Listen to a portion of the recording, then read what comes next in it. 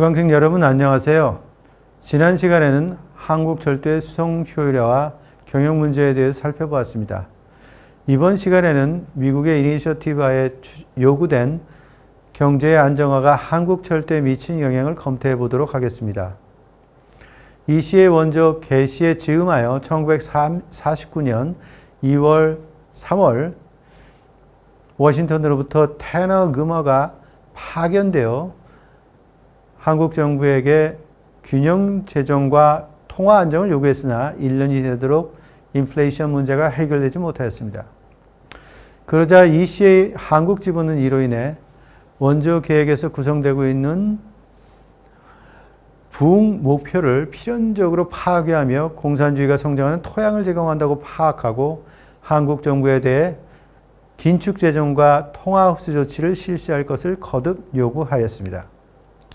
당시 한국 재정을 보면 군, 경찰 관련 비용, 귀속 기업의 적자 보전을 위한 보조금, 생산비 이하의 저가 공공 서비스 제공, 낮은 징세율 등으로 인해 적자 상태를 벗어나지 못하고 조선은행으로부터 차입금에 의존하지 않을 수 없어 인플레이션 발생이 계속되고 있습니다. 이 때문에 한국 정부 ECA, KMAG의 3재 간 회합이 열려 1950년 1월 26일 한미 합동경제안정위원회가 설치되어 그 예하에 예산, 징세, 은행 및 정부신용, 농리업, 가격 배급, 환율, 무역, 해외 투자, 상공업, 교통, 통신, 부흥계획, 행정계획의 9개 소위원회가 설치되었습니다. 동위원회는 검토를 거쳐 공공요금 인상 및 증세에 의한 통화 흡수, 귀속 재산의 처분에 의한 보조금 지출 삭감, 물자 통제 철폐 등을 실시하여 시장 기능을 조속히 회복하기로 하였습니다. 이러한 방침은 1950년 2월 21일 제16차 국무회의에서 경제안정 15원칙으로 결정되어 3월 3일에 이승만 대통령의 재결을 거쳐 3월 4일에 발표되었습니다. 경제질서의 정상화 및 안정화를 위하여 국민경제의 안정을 추구하게 된 것으로 다음과 같은 내용을 담고 있었습니다. 통화재정의 금융에 관해서는 1. 재정 및 금융의 건전화, 재정자금과 산업자금과의 긴밀한 상호 조사를 기함으로써 통화 최고 발행제를 견지한다. 2. 행정기구의 간소화, 용비 절감, 정비 보조금의 억제, 책임 지출의 중지 등 모든 실질적 방법에 의해 세출을 철저히 긴축함과 아울러 회계의 운용을 규제한다. 3. 조세 부담의 조정 합리화, 징세 사무의 능률을 목표로 징세 체제를 근본적으로 개혁한다. 4. 귀속 재산 및 관리 물자의 급속 불화에 의한 정부 수입 및 세원의 증진을 도모한다. 5. 정부 사업 특별 회계 정부 관리 기업 재해 수지 군영을 기하도록 영업의 극력 합리화의 요금을 적정 인상에 의하여 독립재산제를 확립한다. 6. 말단 행정의 정리 및 합리화에 의한 경비 절감과 지방과세의 정상적 충실로 지방행정의 자체적인 건전을 촉진한다. 7. 금융계획을 급속 확립하여 모든 융자는 반드시 본 계획 내에 취급하게 하는 1편 국민저축운동을 조직적으로 추진하고 국채의 신속한 소화를 촉진한다. 8. 민간 부동 잠재 자력의 생산 자본화를 촉진하여 기업의 자기 금융력의 실질적 강화를 도모한다. 유통질서에 관해서는 9. 기초 물자, 생활 필수 물자 중 물가 조정의 거점이 될 품종에 국한하여 이를 통제 대상으로 하고 현유 재고량의 조사, 가격 보정, 적기 방출 등 방법에 의하여 강력 유효와 물가 안정의 기반을 확립한다. 10. 수송력을 정비 강화한다. 11. 정부 물자 취급 대행 기관을 전면적으로 재검토하여 합리적인 정상 배급 기구 방법으로서 유통의 원활을 촉진한다. 생산 무역에 관해서 12. 현유 생산 조건, 자재 기술의 동력급 경력 능력으로 단시 시일 내에 생산 효과를 기대할 수 있는 국내 중요 물자의 적극 개발 및 국내 생필분급 수출 생산품의 극력 증산을 기한다. 13. 긴급 물자의 부정량의 수입은 품목을 지정하여 수출량의 범위 내에서 당분간 이를 전적으로 허용한다. 14. 원조 물자의 활용 및 지적 품목의 수출 진흥을 위하여 국내 생산 체제의 합리적인 조화를 기한다.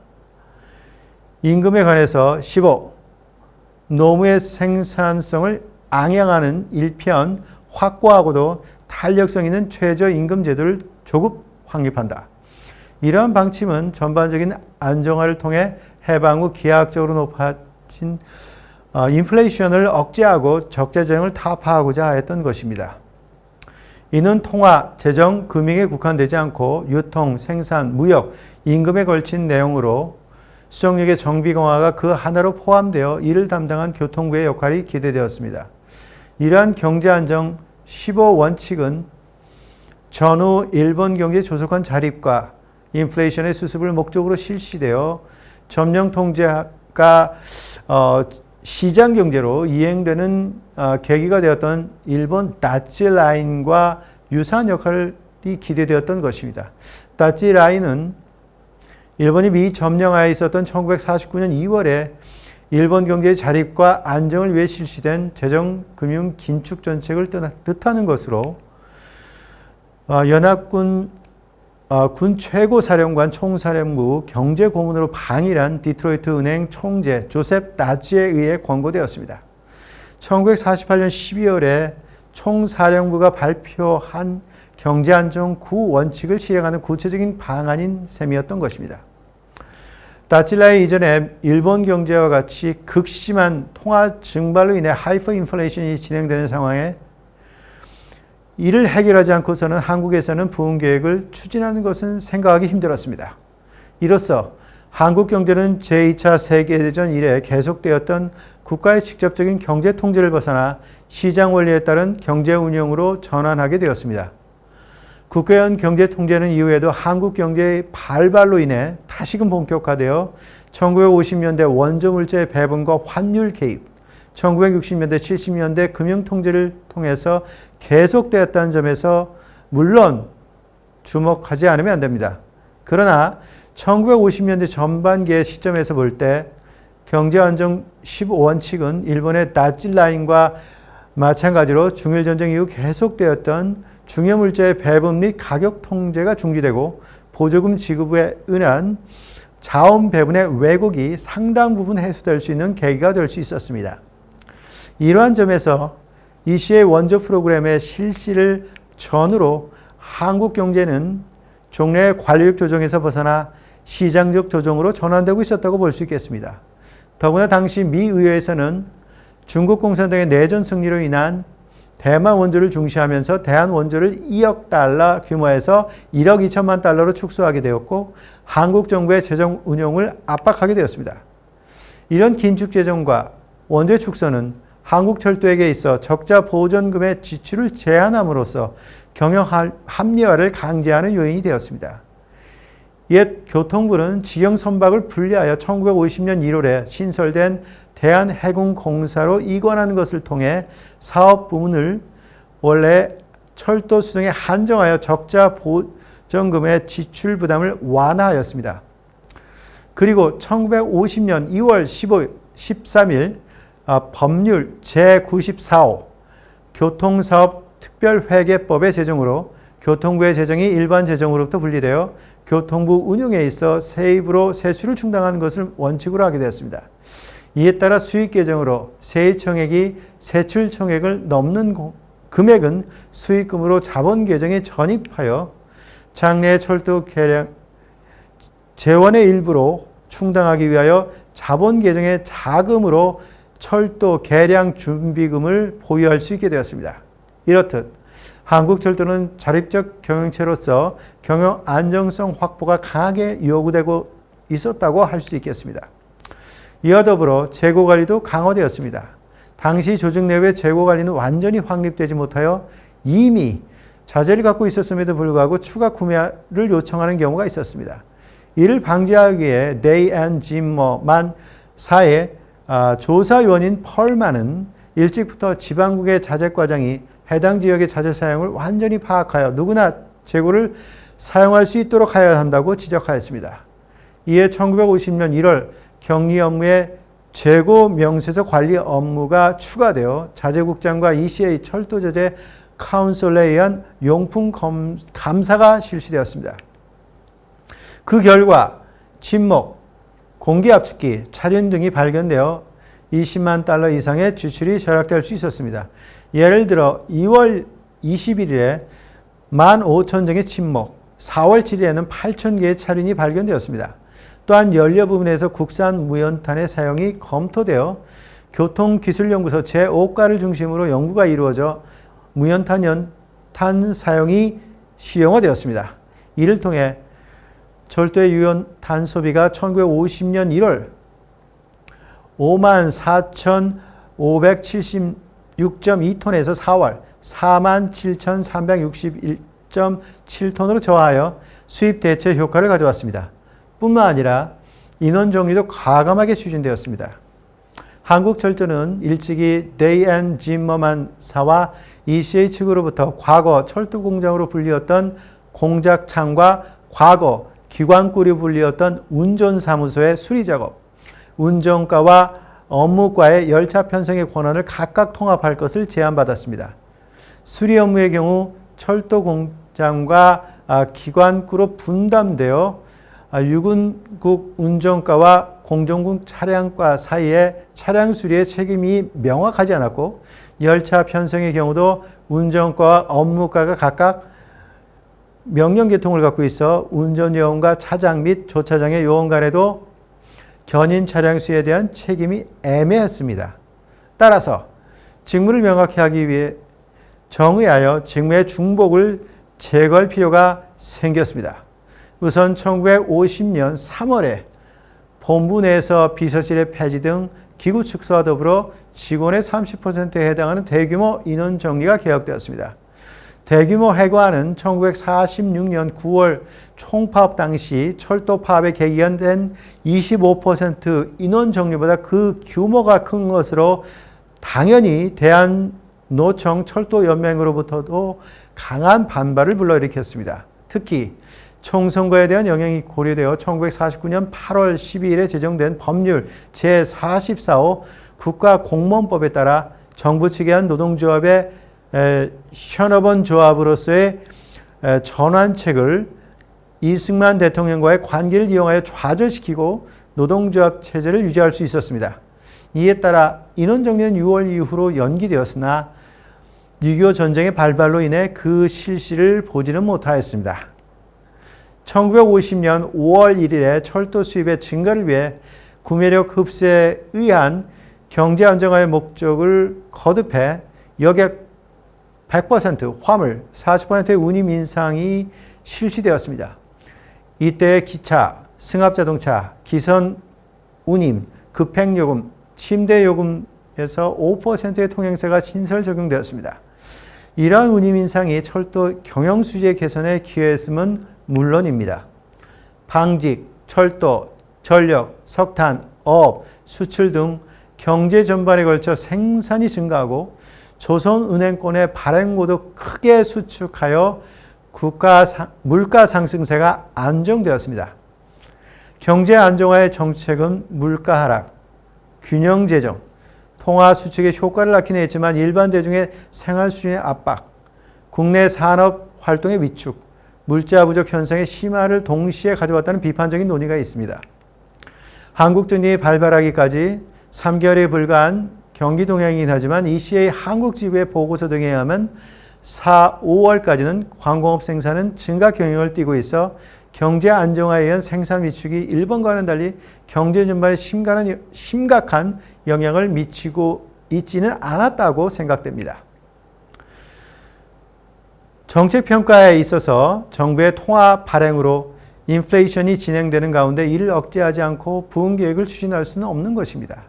이러한 물가 안정화가 달성된 다음 1950년 5월 23일 한미경제안정위원회에서는 철도건설, 탄광개발, 전력개발 등의 재원이 될 약 100억 원의 대충자금의 사용을 승인하여 본격적인 부흥사업을 개시하였습니다. 이어 더불어 한국철도에서는 경제재료의 상징인 3대 산업선의 건설 또한 추진되어 1950년 5월 시점에 영월선 43%, 단양선 93%, 영암선 28%가 완성되었고 단양선은 연내, 영월선은 1951년 3월에 개통될 것으로 예상되었습니다. 남은 중앙선의 전화 작업도 반년 후에는 전기자동차의 운전이 가능할 것으로 예상되어 전철기술연구진 8명이 일본으로 파견되었습니다. 뿐만 아니라 최고 경영진의 관리 능력을 높이기 위해 미국 철도에 대한 연수 프로그램이 개시되어 국내에서도 국립공무원 훈련원에 의한 훈련 프로그램이 실시되었습니다. 또한 한국철도 내에서도 내부 통제를 강화하기 위해 1950년 3월에 이르러 전평 가맹 경험자 약 5천 명으로 국민보도연맹 철도연맹이 설치되었습니다. 1946년 12월 국가보험법의 실시로 인해 좌익에 대한 정부의 탄압이 전개되는 가운데 전향 및 자수자가 늘어남에 따라 그들이 일정한 조직을 만들고 지속적으로 보호 감시하는 동시에 반공선전에 투입하여 잔존 좌익 세력에 타격을 주는 목적으로 경찰, 검사가 주동해 1949년 6월 5일에 국민보도연맹이 만들어져 그 회원수가 약 30만에 달했습니다. 이러한 국민보도연맹은 전평 가담자도 회원으로 했기 때문에 공장 및 사업자 현장에서 조직을 갖고 운영상 대한노총과 겹쳐 대한청년단과 함께 노동조합 운동을 저해하는 측면이 있었습니다. 국민보도연맹, 철도연맹이 반공 이데올로기에 의한 직원의 사상적인 동향의 통제를 강화하기 위한 것이었음은 재론의 여지가 없습니다. 결과적으로 한국전쟁이 발발했다는 점에서 보면 반공 이데올로기의 확산이 유엔군 하에서 전시동원 내 항공철도의 운영에 있어서 유익한 것으로 인식되었으면 물론입니다. 이상과 같이 경제안정 15원칙이 실시되어 한국경제의 일거 안정화와 경제통제가 철폐가 실시되자 한국철도는 격리통제 및 자재관리를 강화하고 경영체로서의 경영안정화와 시장 기능의 회복이라는 새로운 환경에 대한 적응 양식을 보여주며 본격적인 ECA 프로그램의 실시를 맞이하게 되었습니다. 그러나 이상과 같은 분단철도로서의 탈식민지화의 조짐은 냉전의 열전화에 의해 부정되었습니다. 지금까지 한국철도가 어떠한 과정을 거쳐 신생국가인 한국의 경제재력을 보장하기 위한 국유철도로 재편되어 새롭게 철도 부흥을 추진하게 되는지를 살펴보았습니다. 잠시 이를 정리해보면 한국철도는 해방 후 3년간의 미 군정화의 운영을 거쳐 군정청 운수부에서 대한민국 교통부로 개편되었다는 사실이 중요합니다. 하지만 수송시설의 노후화는 여전히 미해결의 과제로 남게 되어 안정적인 철도 운영을 위해서는 대규모 경영자원의 투입을 통한 철도 부흥을 실시하지 않으면 안 되었습니다. 이러한 가운데 한국 정부를 내외 공격으로부터 지켜낼 수 있는 군사력을 보호하기 위해 한국의 자립경제 건설을 목표로 ECA 프로그램이 한국에도 적용하게 되자 한국 철도 부흥에 대한 본격적인 논의가 이루어지게 됐습니다. 주한 미 사절단 하에 ECA 한국지부가 설치되어 경제 원조 업무를 개시하는 것에 맞추어 한국 정부는 기획처와 경제위원회를 중심으로 산업경제 5개년 계획을 작성하게 되었는데 이 계획은 신정부의 경제운영 능력에 비해 내용이 대담하고 비현실적인 것이어서 실현 강의에서 축소 조정이 불가피하였으나 한국 경제 자립에 있어 큰 진전을 가져다 줄 것으로 평가되었습니다. 이러한 입안 과정에서 철도 부흥 계획은 전체 계획을 실행하는 데 있어서 에너지원이 되는 석탄 개발을 보장하는 사활적인 중요성을 가지게 되었습니다. 1949년 1월 1일 교통부에서 발표된 경제 부흥을 위한 산업개발 철도 및 철도망 건설 계획을 보면 경북선, 문경선 등 7개 노선 350km의 건설 사업, 중앙선의 전화, 낙동강 철교의 보강 등 242km의 결양 사업, 대규모 차량 정비 등을 그 내용으로 하고 있었습니다. 그러나 미국과의 협의 과정을 통해 건설 계량 사업은 탄전 개발과 관련된 소위 3대 산업선으로 불리었던 영암선, 영월선, 단양선의 부설과 중앙선의 전력화만이 실현 가능하다고 파악되어 계획 축소가 불가피해졌습니다. 철도 부흥 계획이 입안됨에 따라 한국철도는 조직구조의 개편을 통해 본부 중심으로 집권적인 운영을 실현하였다는 점도 유의해 볼 필요가 있습니다. 이를 통해 1949년 ECA 원조로 해외에서 보급되는 각종 자재를 가지고 통괄적인 관점에서 수송시설의 정비와 차량 수선에 착수할 수 있었습니다. 그러나 철도 부흥 사업의 실태를 보면 3대 산업선의 건설과 중앙선의 전력화는 우선적으로 실시되었으나 전반적으로 부흥자재 보급이 지체되어 차량 수리가 본격화되지 못하고 선로 보수의 실적도 원래의 계획대로 실행되지 못하였습니다. 이러한 철도 부흥 사업의 지체에도 불구하고 수송 수요는 경제 회복으로 인해 점차 증가하고 있었습니다. 1949년 주한미군의 철수와 더불어 군수품 수송이 감소한 가운데서 경제 전반의 생산 회복에 따라 민수품의 수송 수요가 급증하자 수송력 부족 현상이 나타나기 시작한 것입니다. 이에 대해 한국철도는 화차 운영 효율 향상 월감 및 소운송 작업의 합리화를 추진하는 등 화차 운영 효율을 제고함으로써 수송 수요의 급증에 대응하고자 했습니다. 그 결과 직원 1인당 노선 생산성 1km 평균 열차 횟수, 기관차 주행 1km당 석탄 소비량에서 확인할 수 있듯이 해방 후 수송 위기에 직면했던 철도 운영은 1948년부터 개선되기 시작하여 1949년이 되자 수송 효율이 크게 향상될 수 있었습니다. 이런 가운데 ECA 프로그램의 본격적인 실시를 염두에 두고 한미합동경제안정위원회가 경제안정 15원칙을 발표하자 한국철도는 심각한 예산 제약에 직면하게 되었습니다. 이에 대해 한국철도는 직영선박의 이관, 교통사업 특별회계법의 실시, 자재관리의 강화, 인원정의에 착수하여 경제안정화와 시장기능의 회복이라는 새로운 환경에 대한 정양식을 보여줬고 이를 통해 본격적인 ECA 프로그램의 실시를 맡게 될 예정이었습니다.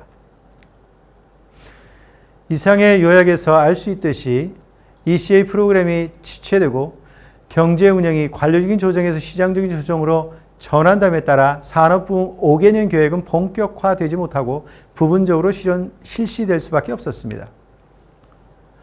이러한 가운데 미국의 강한 요구로 인해 경제 안정화가 본격적인 부흥 계획의 실시를 위한 전제 조건으로 착수되었습니다. 이에 대해 기존 연구는 경제 회복이 좌절되고 경제 운영이 파탄된다는 입장을 전개하고 있으나 본 강의를 통해 명백해진 바와 같이 경영 주체는 외부 환경의 변화에 대응하여 스스로의 경영 방식을 전환시켜 지속적으로 경제 활동을 확대해 나가고 있었습니다. 이러한 논점은 만일 한국 전쟁이 없었더라면 한국 경제의 부흥은 보다 빠른 속도로 진행될 수 있었다는 것을 의미한다고 할 수 있습니다. 그러나 현실에 한반도에 성립한 두 개의 대양 국가 간의 내전이 발발하고 국제전으로 에스컬레이트 하는 가운데 한국 철도는 유엔군 측의 전쟁체제의 일부로서 다시금 전시동원되어 그 군사성이 전면적으로 발현되었습니다. 이러한 점에서 볼 때 해방 후 한국 철도의 부흥은 한국 전쟁의 발발로 인해 좌절 지체되어 휴전협정의 체결과 더불어 본격적인 추진을 맡게 되었던 것입니다. 이에 관해서는 다음 강의에서 한국 전쟁의 발발에 따라 한국 철도가 어떻게 전시동원되어 수송면에서 전시체제를 지탱하였는지를 자세히 살펴보도록 하겠습니다.